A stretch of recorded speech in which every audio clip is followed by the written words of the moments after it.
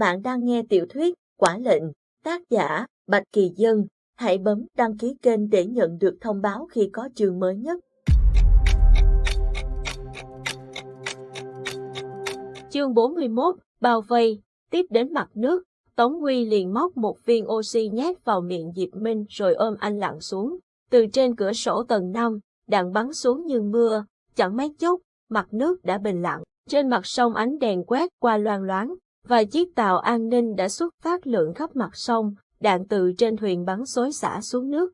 Tống Huy ôm chặt lấy Diệp Minh, chìm xuống thật sâu. Mã Linh, Triệu Thanh nắm tay nhau lặn càng sâu hơn, mặt nước dường như hoàn toàn bình lặng. Nếu hiện giờ chỉ cần họ bơi ra ngoài là sẽ bị ăn đạn. Hơn nữa, bọn chúng sẽ không ngờ cả 4 người vẫn còn ở đây, ngay sát bức tường bê tông của thủ phủ, đang im lìm dưới đáy nước nên cũng không tìm kiếm quá gần tòa nhà mà chỉ đứng từ xa nhả đạn xuống sông. Lúc này, Lâm Nhược Hàn đang ngủ trong nhà bỗng giật mình vì tiếng chuông điện thoại. Anh ta nhìn màn hình, giật mình ngồi hẳn dậy. Ngài Tổng Tư lệnh, phải, anh hãy ngay lập tức cho phong tỏa thành phố. Có chuyện gì, thưa ngài, không cần biết lý do, cho toàn bộ đội an ninh của cục xuất phát. Tôi không thể phong tỏa cả thành phố, cần chỉ lệnh của Tổng cục Cảnh sát Liên minh vùng Đông Bắc. Lâm Nhược Hàn, anh muốn làm thế nào cũng được, ngay lập tức, phong tỏa, phải có lý do.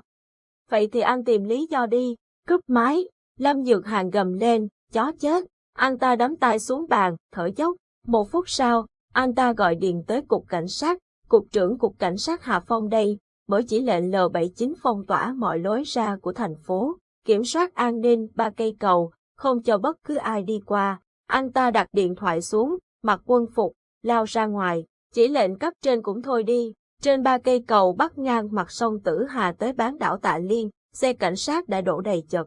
5 giờ sáng, lượng xe lưu thông chiều đi vào bán đảo qua sông Tử Hà vẫn được đi, chiều ra ngoài thì hoàn toàn bị chặn. Lúc này, số lượng xe lưu thông cũng không nhiều, đường khá trống. Trên mặt sông, vài chiếc tàu vẫn tiếp tục tuần tra. Lúc này, cả 4 người đã lần theo bờ tường, trồi lên trên một đám cỏ mọc tùm gần một cây cầu. Mã Linh lần tìm trong bụi cỏ, tìm được cây súng bắn tỉa đã giấu từ trước, liền lấy ra một bộ quần áo như sinh viên thường mặc, đeo ba lô lớn trên vai, thẳng lưng bước vào thành phố. Tống Huy, Diệp Minh, Triệu Thanh đã chạy được tới chỗ xe đậu, liền nhảy vào trong xe, lặng im di chuyển. Triệu Thanh lái xe hòa vào dòng xe cộ hướng về phía chiếc cầu. Giờ này, giao thông thưa thớt nhưng bất cứ xe nào đi qua cũng đều bị kiểm tra giấy tờ rồi bắt quay đầu. Xe của Triệu Thanh nối theo những chiếc xe phía trước, từ từ tiến tới. Trước cầu, 2 chiếc xe cảnh sát đổ hai bên, cảnh sát đều đứng dàn hàng hai bên cầu, có đến hơn 20 người. Chỉ còn 2 chiếc xe nữa là đến lượt xe của Triệu Thanh bị kiểm tra. Tim anh lúc này đã nóng đến độ sắp nhảy vọt ra ngoài. Nếu Mã Linh không kịp tới điểm bắn, thì chắc chắn anh phải cướp đường mà lao qua cầu, không tránh khỏi ăn đạn. Hầu hết những người kiểm tra an ninh ở đây đều là cảnh sát, là đồng đội của anh. Lẽ nào anh phải bắn vào họ hoặc bị họ bắn cho tan xác? Một chiếc xe nữa tiến lên kiểm tra rồi quay đầu, chỉ còn một chiếc nữa. Đúng lúc này, tiếng của Mã Linh vang lên trong tai nghe, tôi đã đến được điểm an toàn, chuẩn bị sẵn sàng nhé. Triệu Thanh thở ra một hơi, nói, đã sẵn sàng. Chiếc xe phía trước quay đầu, xe của Triệu Thanh từ từ tiến lên. Đúng lúc này, bùm một tiếng, chiếc xe cảnh sát đang đổ bên cạnh đầu cầu bị trúng đạn pháo, nổ tung. Toàn bộ cảnh sát liền nằm rạp xuống. Triệu Thanh nhấn ga, lao vọt lên cầu, đuổi theo.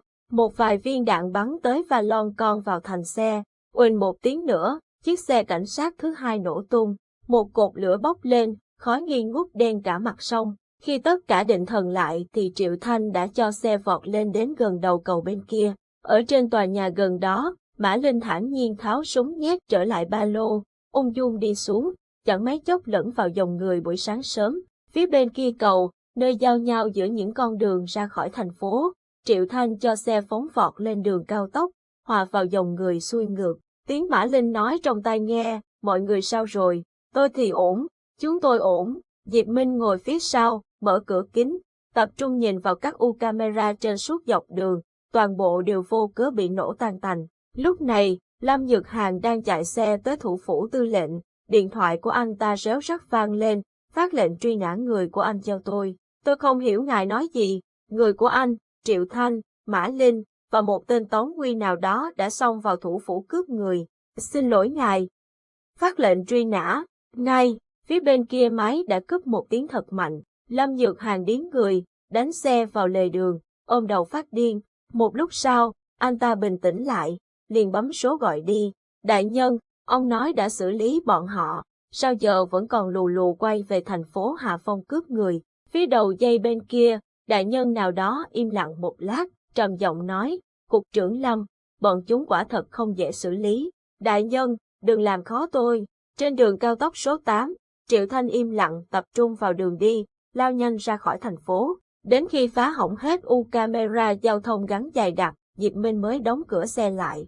Tống Nguyên nhìn anh không rời mắt, bao nhiêu cảm xúc đối với hắn lúc này cũng không gì diễn tả nổi. Hắn nhìn anh như thể đã nhìn như vậy từ kiếp trước. Diệp Minh quay sang bắt gặp ánh mắt Tống Nguyên, hốc mắt nóng lên. Anh dịu dàng nhìn hắn, hỏi, nhìn đủ chưa?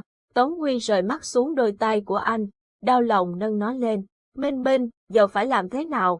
Chặt tay đi thôi. Diệp Minh nhìn vẻ mặt lo lắng của hắn, lại muốn đùa bỡn. Ai ngờ Tống Nguyên tức đến nghiến răng nghiến lợi, khuôn mặt tuấn mỹ của hắn trở nên dữ dằn đến tàn khốc.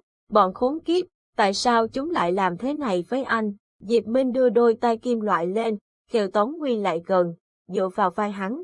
Ra khỏi đây, đến nơi an toàn rồi sẽ có cách.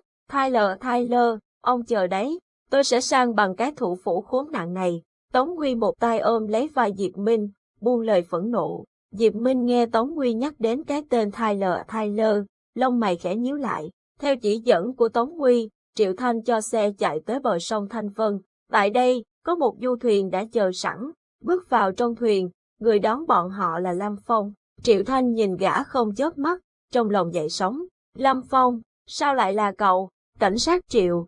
Lâm Phong nhã nhặn chào hỏi. Dù sao thì Triệu Thanh cũng từng bắt Lâm Phong vài lần vì đua xe. Triệu Thanh quay sang nhìn Tống Nguyên, chờ đợi một lời giải thích. Tống Nguyên nói ngắn gọn, Lâm Phong với tôi là bạn.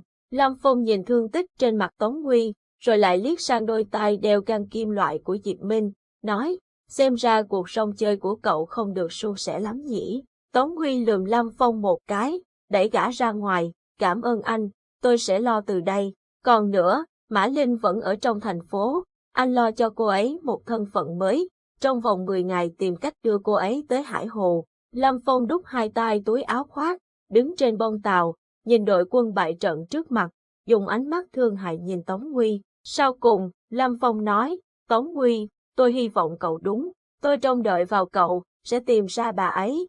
Tống Nguyên bước lên phía trước, chìa bàn tay ra với Lâm Phong, cảm ơn. Lâm Phong bắt lấy tay hắn, nói, đi đi, tôi sẽ lo chuyện cái xe kia và cô nàng cảnh sát xinh đẹp. Lâm Phong quay bước đi, dáng gã dong dỏng cao, sống lưng thẳng tắp, tạt vào bầu trời xanh buổi sớm. Triệu Thanh nhìn theo bóng dáng của Lâm Phong, trong lòng thầm nghĩ, rốt cuộc mấy cậu ấm của thành phố này có vấn đề gì?